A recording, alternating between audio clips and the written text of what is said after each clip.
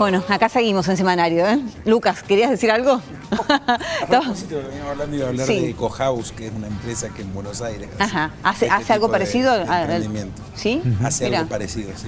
Es que yo creo que a partir de ahora debería ser una empresa esto, ¿no? O medianamente es la idea. En realidad Lucas Recalde, que como decía que lo inventó, tiene armadita como una especie de empresa. Digo especie porque es algo muy chiquito por ahora. Pero nosotros, bueno, lo estamos haciendo con los chicos más informalmente. De todos modos, aspiramos a que pueda ser una cooperativa, la de los chicos, que después pueda ser una fuente de una salida laboral importante. De hecho, la Universidad Provincial ahora nos ha encargado una construcción de un salón de 12x5 y bueno, fuimos a licitación y ganamos la licitación. Ahí está. Así que los chicos van a construir eso ahora. Ahí está, ya nos contás, nos ampliás. Nos quedamos con vos, Pedro, sobre todo con esta marcha que fue multitudinaria aquí en Córdoba el domingo pasado y que tenía por lema: con mis hijos no te metas. ¿Esto qué significa? Y nosotros... Realmente nosotros lo que estamos representando hoy es la voz de las familias que de alguna manera se han visto afectadas por este proyecto que ingresó en diputados para modificar la ley de educación. La educación en los colegios está regido por una ley. Yo no soy profesional de la educación, yo soy un padre de familia, eso es lo que hoy soy orgulloso de serlo.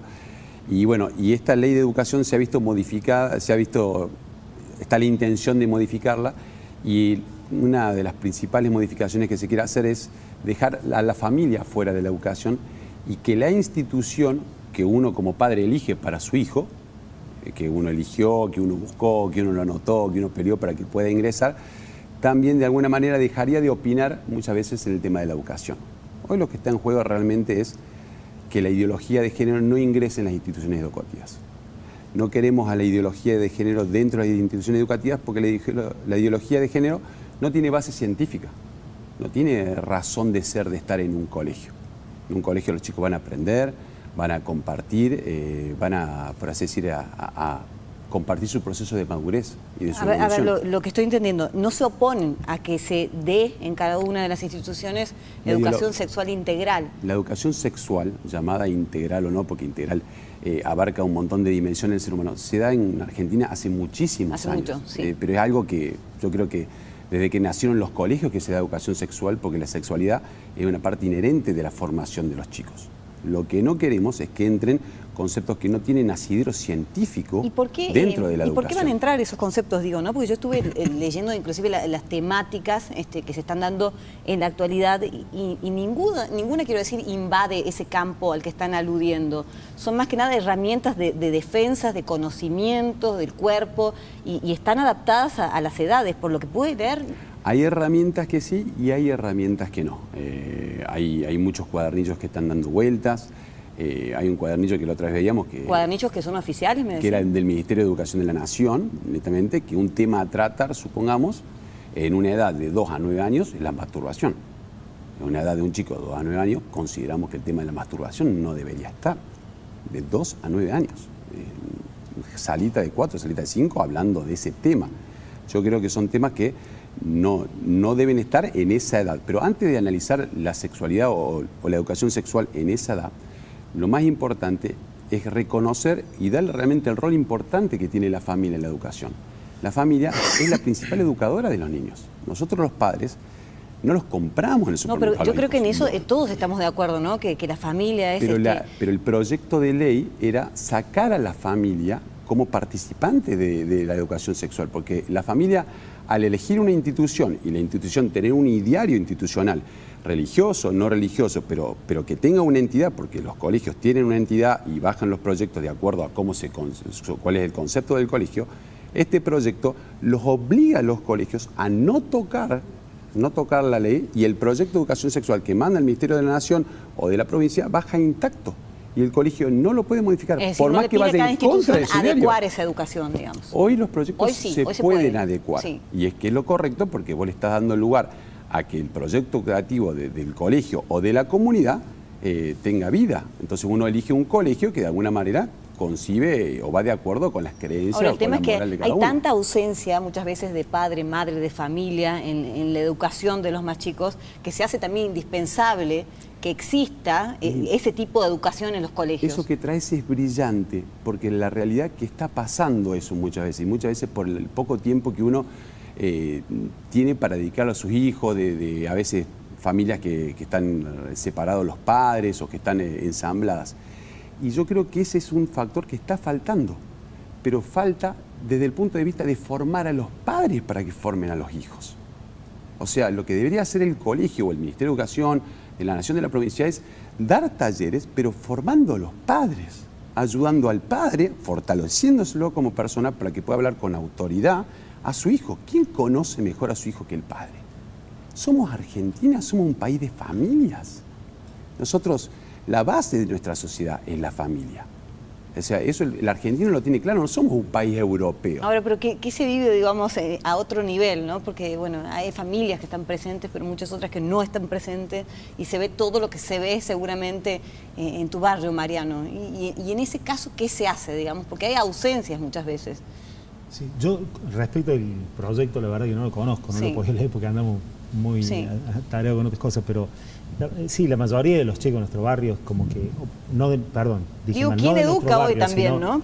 Los chicos que llegan a los espacios nuestros, la mayoría ya están fuera del sistema escolar y muchos de ellos incluso excluidos de sus familias si es que lo tienen, ¿no? Entonces, bueno, ahí si no se hace algo desde el espacio en el que estamos, realmente no hay con quién trabajar, ¿no? Nos pasa que hay chicos que o no tienen familia, o la familia ya no los puede seguir acompañando porque se vio superada la situación, y algunos casos en donde las familias por ahí uno prefiere que se mantenga un poquito al margen porque están vinculados al narcotráfico u otras cosas, y entonces simplemente respondiendo a la pregunta, por la verdad que el proyecto no lo he podido leer, no conozco mucho, pero sí es cierto que hay muchos casos, por lo menos entre los chicos con los que nosotros trabajamos, que ya la familia casi que no que no ocupa ese rol de educador. Y cuando digo familia no me refiero al papá, mamá o papá, mamá, sino ni siquiera un núcleo afectivo de lo que sea, un tío, un abuelo que lo pueda contener, ¿no?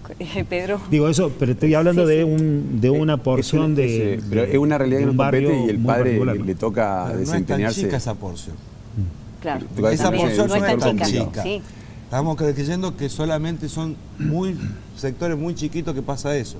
Y en la sociedad hoy pasa mucho eso, y no solamente los pobres. Porque si no estigmaticemos que es un problema de los pobres.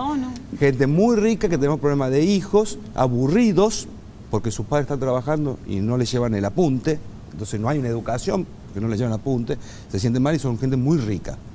Y terminan en droga, como los chicos pobres, porque están aburridos. Ahora, porque no tienen, y la pregunta es la siguiente, ¿no? Eso también, si quiere la educación sexual integral como está planteada desde la Nación, ¿eso qué generaría? ¿Generaría chicos promiscuos o chicos que tengan una visión diferente a la que quiere la familia cristiana? Yo creo que el objetivo, yo creo que la Nación y las familias se encuentran con el mismo objetivo de fondo, que es que todos tengamos una vida más plena, que todos tengamos una mejor contención, que todos logremos ser más de nosotros mismos, que podamos ser más. Para ello es importante que el Estado trabaje en conjunto con la familia a la hora de determinar políticas. Este proyecto que surgió de la nada, no es un proyecto que surgió de un día para otro, no es algo que el Estado venía trabajando, surgió de un día para otro. Entonces, nosotros como primeros educadores, porque no es algo que lo digo yo, lo dice la ley nacional, lo dice la ley provincial, lo dicen leyes internacionales, la familia es la primera educadora y es lo lógico porque es la familia la que concibe a los hijos. Entonces lo que pedimos es participar junto al Ministerio de Educación de la provincia, participar junto a los colegios. Bueno, ¿y esa participación se les está denegando? Bueno, eso es lo que lo que este proyecto de alguna manera quería cortar, el vínculo familia-colegio. Se entiende que hay familias que están complicadas, pero incorporar la ideología de género no lo va a resolver, va a problematizar aún más a los chicos, porque al no tener base científica es una puerta que genera cualquier tipo de apreciación. Y lo otro muy importante es trabajar mucho con el tema del lado de los docentes. Los docentes están hoy bastante solos y tenemos que trabajar como familias y como institución que se apoyan en los docentes para que imparten el contenido, tenemos que trabajar articulados, en equipo. Bueno, tenemos que trabajar articulados en tantos ámbitos, ¿no? Seríamos un país brillante porque lo tenemos todo, pero falta eso, ¿no? El sentarnos todos a dialogar y a lograr algo mejor. Vuelvo a la economía, porque todo tiene que ver con todo. El presidente Mauricio Macri acá en Córdoba dijo que es necesario llegar definitivamente a este déficit cero ¿Y eso a costa de qué? Porque se anunciaron más impuestos, ¿no? Impuestos que tienen que ver con las indemnizaciones, impuestos sobre la transferencia de un inmueble. Digamos, ¿hasta cuándo apretar el bolsillo de la gente? Lamentablemente los argentinos somos muy capaces para muchas cosas, pero poco capaces para eficientizar el gasto del Estado. Y la política siempre encuentra el mismo recurso para solventar los gastos que no puede cubrir, y es aumentar la presión tributaria. Argentina tiene una de las presiones tributarias más elevadas de la región. Tiene la presión tributaria más elevada, no una, la presión tributaria más elevada de la región y una de las más altas del mundo. Las empresas no pueden ser competitivas por esa presión tributaria y las familias, digamos, ceden muchas posibilidades de consumo como consecuencia de la presión tributaria. Por ahí, al presidente ayer, por un lado decía que Argentina tenía una presión tributaria muy alta y por otro lado decía que tenía que incorporar estas modificaciones en impuestos a las ganancias y en bienes personales.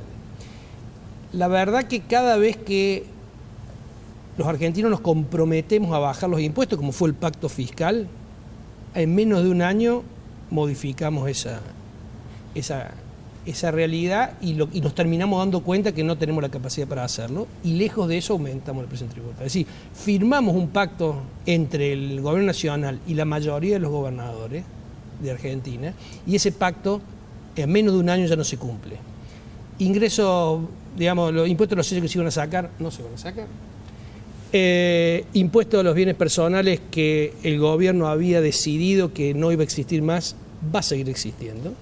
Es cierto que lo han hecho con una progresividad mayor, pero también es cierto que han aumentado las alícuotas.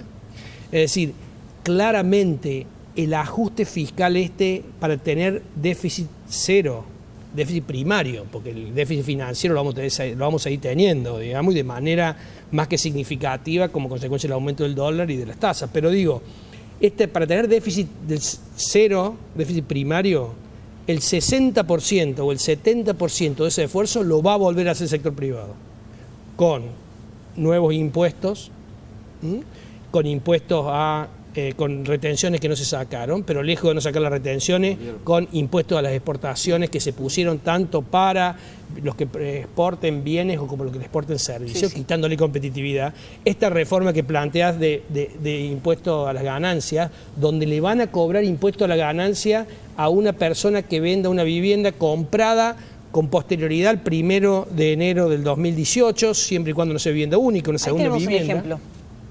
Bueno, ahí está, ese ejemplo que ustedes ponen ahí es una compra de un departamento de $100.000 al tipo de cambio del 1 de enero del 2018.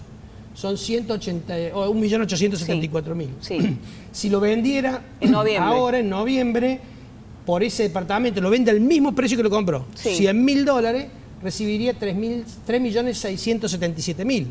¿Cuál es el tema? El tema es que el impuesto se paga por lo que, digamos, por la diferencia entre lo que pagaste y lo vendiste en pesos, y no tiene en cuenta el ajuste por inflación, ¿sí? Con lo cual eso tendría una ganancia ficticia de 1 millón y pico, casi del doble, digamos, y eso generaría un impuesto, como tiene el 15% sobre la ganancia, de 270.000 personas, de 270.000 pesos. Es decir, una persona que compró un departamento que lo vendió exactamente al mismo precio en dólares que lo compró, y que, en cierto que en pesos es más significativo por la devaluación, pero que no tiene en cuenta el 40 y pico % de inflación que vamos a tener, va a pagar el 15% de impuesto a la ganancia sobre ese precio, digamos, en peso especificado o con inflación. Es decir, claramente esto va a atentar contra la compra de propiedades. Aquellos que podían comprar una propiedad como una alternativa de inversión entre este impuesto que se genera, entre las dificultades que existen para alquilar y una ley de alquileres que ahora dice que no va a salir, pero que está dando vuelta, digamos, que desalentaría el alquiler,